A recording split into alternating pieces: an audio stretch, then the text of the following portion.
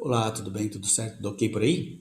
A literatura, ela tem nos mostrado o que vem ocorrendo, mudanças na forma como tem se tratado o tema da morte ao longo dos tempos na sociedade oriental, de modo que vários autores, como Aries, Cunha, Teverick, Goher, Imber Black, Kovacs, Kibler, Rox, Maranhão, Milford, Veras e Soares têm ressaltado um processo, um progressivo distanciamento das questões relativas à finitude no que diz respeito à sociedade de um modo geral, mesmo considerando que a morte encontra-se cada vez mais escarrada, maciçamente vinculada aos meios de comunicação. Há um paradoxo implicado no tema da morte nos dias atuais, pois, ao mesmo tempo em que ela está cada vez mais próxima das pessoas, devido principalmente ao desenvolvimento das telecomunicações, há um interdito sobre o tema. Nesse contexto, observemos que a televisão introduz diariamente em milhões de lares cenas de morte, todo tipo de violência, acidentes, doenças, sem, no entanto, haver possibilidade de que esse conteúdo seja elaborado. A morte torna-se, então, ao mesmo tempo, companheira cotidiana e interdita. Apesar de tão próxima, invasiva e sem limites, reina a conspiração do silêncio. Assim, apenas na facilidade de acesso ou mesmo do escancaramento de notícias sobre mortes e imagens de mortes, que se permanece o enquadramento da morte como um tema tabu, de forma que apenas delimitaram-se lugares para ela que são o lugar do espetáculo, o lugar do produto, da técnica, da banalização ou mesmo do humor, como em determinados programas de televisão. Desta maneira, continua vedado socialmente o aprofundamento em questões ligadas, por exemplo, à expressão dos sentimentos de dor e pesar diante da morte de um ente querido ou a demandas existenciais relacionadas à própria finitude. Nesse contexto de negação, muitas vezes os rituais que são praticados diante da morte parecem se esvaziar, ocorrendo apenas de forma protocolar, sem possibilitar aos participantes a manifestação de sentimentos, o, o, o reconhecimento de seu luto e o suporte social necessário em um momento de crise como este. Os rituais de luto podem ocorrer de forma rígida e vazia, deixando as pessoas desconectadas de qualquer sensação de elaboração genuína, porque a falta de rituais de luto autênticos na vida contemporânea frequentemente impede o processo necessário de elaboração após uma morte.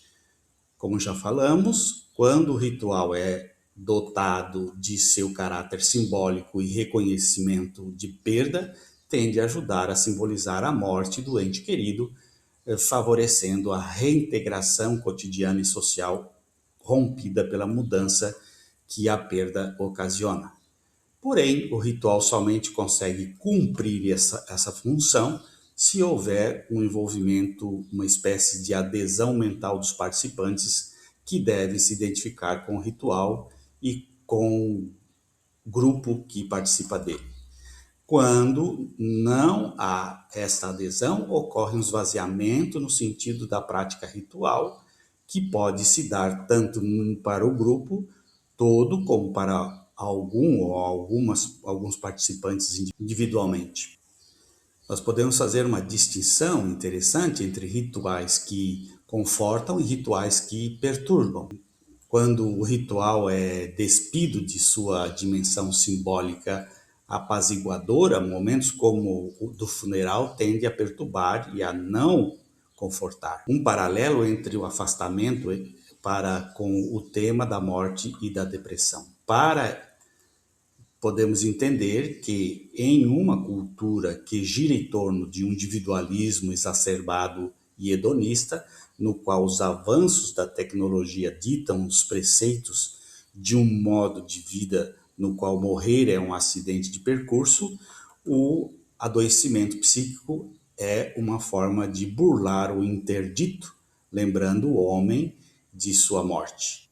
O deprimido seria então um indivíduo que denuncia em seu próprio parecer que a morte é inerente à vida, visto que o sofrimento condensa essa condição básica que apresenta a infelicidade como um subproduto do que tem sido silenciado.